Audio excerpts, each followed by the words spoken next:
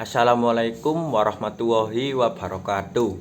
Perkenalkan, nama saya Muhammad Balik Darmawan dari Prodi Sejarah 2020 STKIP PGRI Sidoarjo. Di video ini saya akan menjawab semua pertanyaan soal UAS mata kuliah Ilmu Sosiologi. Saya akan menjelaskan tentang 7 unsur kebudayaan di tempat tinggal saya, Desa Jumutrejo, Kecamatan Sukodono, Desa Sidoarjo. Yang ke-1, dari unsur bahasa atau cara berbahasa. Di desa saya, menurut saya masih menggunakan bahasa Jawa Ngoko.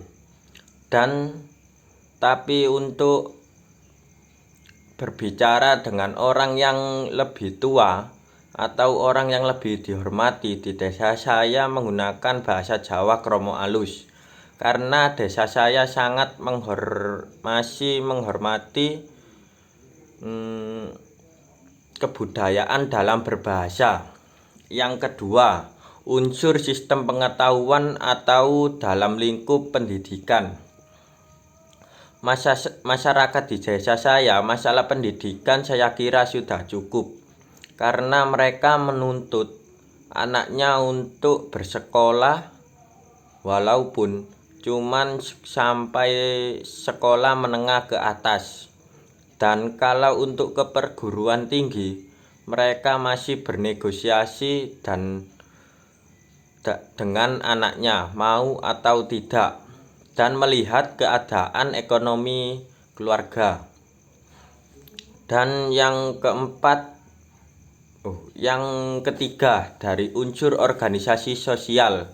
Kalau untuk masalah organisasi sosial, di desa saya itu organisasi sangat banyak sekali.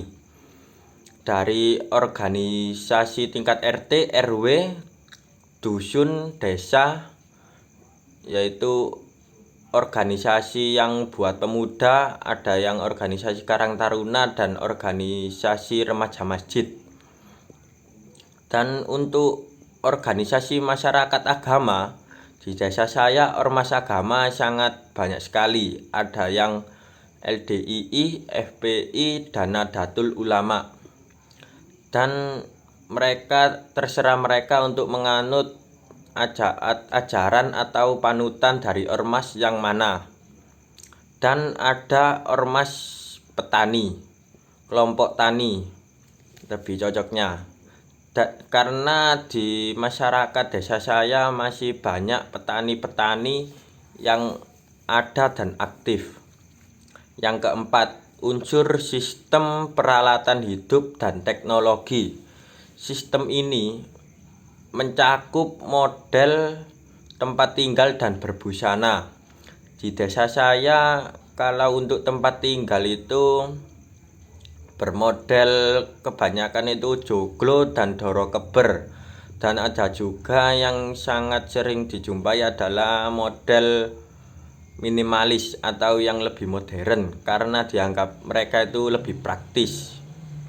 Kalau urusan busana, mereka berbusana seperti masyarakat pada umumnya, ya pakai celana, kaos, dan berpakaian rapi saat hajatan dan saat keluar hal kepentingan yang penting gitu. Yang kelima, unsur sistem mata pencarian atau unsur ekonomi. Mata pencarian di desa saya lebih umumnya adalah menjadi buruh pabrik, tapi ada juga yang menjadi petani, berkebun, pedagang, pengrajin, abdi negara, guru, dosen, tukang cukur, banyak sekali. Dan sekarang yang keenam, yaitu sistem religi atau unsur keagamaan yang mereka yakini. Masyarakat di desa saya hampir semua menganut agama suci Islam, dan ada juga beberapa masyarakat yang menganut agama Kristen dan Hindu-Buddha. Yang ketujuh, yaitu unsur sistem kesenian atau unsur kebudayaan. Untuk masalah kesenian di desa saya sangat banyak sekali yang masih aktif hingga sekarang, yaitu kesenian pertunjukan wayang, terus jaranan atau bantengan, banjari, takbir keliling waktu malam hari raya, dan sedekah bumi waktu ruat dusun atau bancai bumi lebih bahasa jelasnya. Dan itulah 7 unsur kebudayaan yang ada di desa saya. Sekarang saya akan menjelaskan analisis dari salah satu film dari tanah Borneo, tepatnya di Kabupaten Pontianak, Desa Entikong, daerah perbatasan dengan negeri Malaysia. 8 km dari Desa Entikong ke Malaysia ya. Dan dipatokan dengan cuma patokan saja, tidak ada batas yang seperti jeruji atau pagar tinggi gitu. Dan saya akan menganalisis film batas itu ya dari 3 teori dalam mata kuliah ilmu sosiologi semester 1, yaitu analisis soal penyimpangan sosial, tentang gender, dan tentang kebudayaan bermasyarakat dalam film batas. Sekarang penyimpangan sosial. Penyimpangan sosial dalam film batas menurut saya ya, anak-anak di sana itu di perbatasan atau di Desa Entikong itu dituntut untuk orang tuanya itu berladang dan berburu babi. Dan di sana itu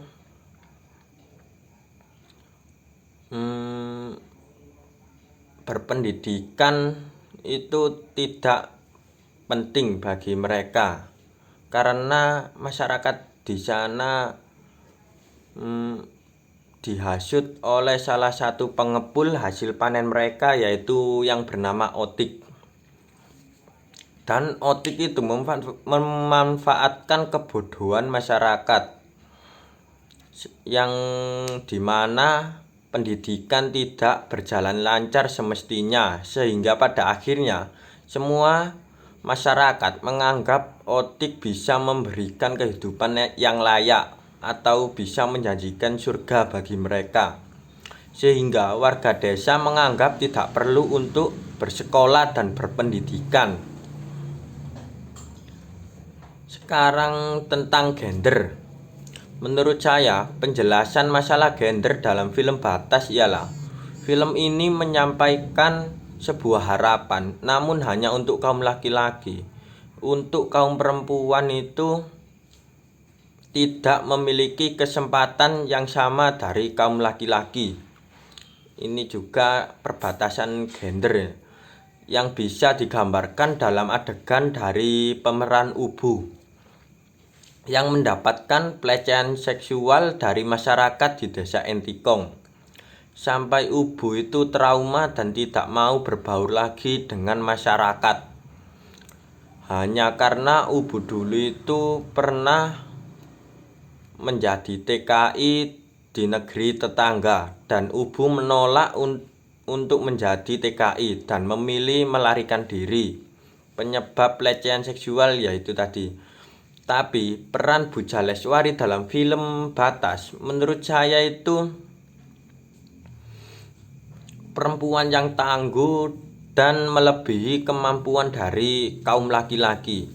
Karena dalam keadaan hamil saja, Bu Jaleswari itu mau menjalankan tugas CSR di bidang pendidikan, yang tugasnya itu dari perusahaan dia bekerja. Berkat semangat juang di bidang pendidikan, Bu Jaleswari dapat menyelesaikan semua itu, walaupun banyak rintangan yang dihadapinya.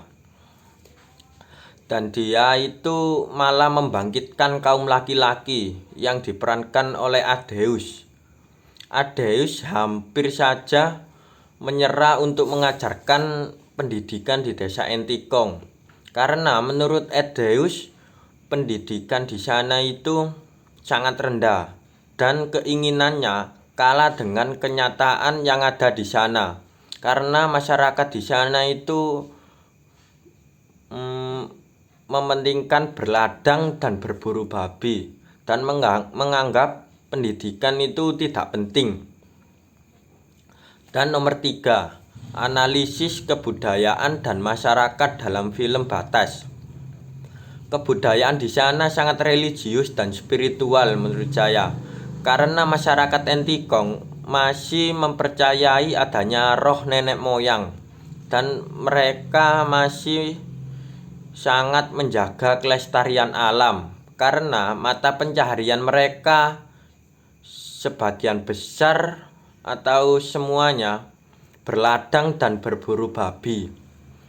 Dan nilai spiritual dalam film Batas itu bisa digambarkan senjata mandau yang bukan hanya sekedar senjata tajam, tapi mempunyai makna patriotis untuk mempertahankan dan rela berkorban bagi negara. Itu tadi adalah analisis film Batas dalam 3 teori ilmu sosiologi. Sekarang saya akan memberikan pesan-pesan moral dan nilai moral dalam film tersebut. 1. Kemandirian dan kerja keras. 2. Jiwa kemanusiaan yang tinggi. 3. Semangat tinggi dalam bidang pendidikan. 4. Menghormati adanya alam sekitar. 5. Memegang erat kebudayaan. Sekarang nilai-nilai moral. Nilai-nilai moral dalam film tersebut adalah yang bisa diambil yaitu 1. Nilai kebudayaan. 2. Patriotisme. 3. Spiritualitas kehidupan. 4. Nilai nasionalisme. 5. Nilai pendidikan. Contoh realita peristiwa yang terjadi sekarang. Yang keempat, saya akan menjelaskan konsep keterkaitannya antara mobilitas sosial dan stratifikasi sosial, yaitu arah mobilitas sosial dapat secara horizontal maupun secara vertikal, ke atas atau ke bawah. Gerak sosial lebih terjadi kepada masyarakat terbuka karena lebih memungkinkan untuk berpindah strata. Sebaliknya, masyarakat yang sifatnya tertutup, kemungkinan untuk pindah strata itu sangat sulit. Contoh realita peristiwa yang terjadi sekarang ini. 1. Seorang wanita yang berasal dari keluarga sederhana menikah dengan keluarga yang sangat kaya raya. 2. Seorang pegawai biasa yang diangkat pangkatnya menjadi manajer karena pengabdiannya dalam bekerja dan prestasinya dalam bekerja. 3. Masyarakat yang memilih mempertahankan kebudayaannya dan tidak mau maju untuk mengikuti zaman dan tidak mau berkembang, walaupun itu positif. Dan sekarang saya akan menjelaskan yang soal kelima, yaitu apa saja yang dapat dipelajari dalam mata kuliah ilmu sosiologi semester 1. Dan saya akan menjelaskan apa sih peran ilmu sosiologi dalam pengantar sejarah. Yang pertama dulu ya, yang dapat saya pelajari dalam ilmu sosiologi, yaitu saya dapat memahami nilai-nilai yang dianut di masyarakat. Saya bisa menganalisis film dan bisa menjelaskan apa saja yang ada di film tersebut seperti sekarang ini. Dan saya bisa memahami penyimpangan sosial dalam kehidupan bermasyarakat yang baik. Penggunaan ilmu sosiologi dalam pendidikan sejarah bertujuan untuk memahami arti subjektif dan perilaku sosial, bukan semata-mata hanya menyelidiki arti objektif. Dengan demikian, pengkajian sejarah itu lebih mengarah pada pencarian arti dari tindakan individual berkenaan dengan peristiwa-peristiwa kehidupan. Dan itu tadi adalah tugas UAS ilmu sosiologi dalam semester 1. Sekian dari saya. Bila ada tutur kata yang tidak sopan atau salah, saya memohon maaf sebesar-besarnya. Saya akhiri, wabillahi taufik wal hidayah. Wassalamualaikum warahmatullahi wabarakatuh.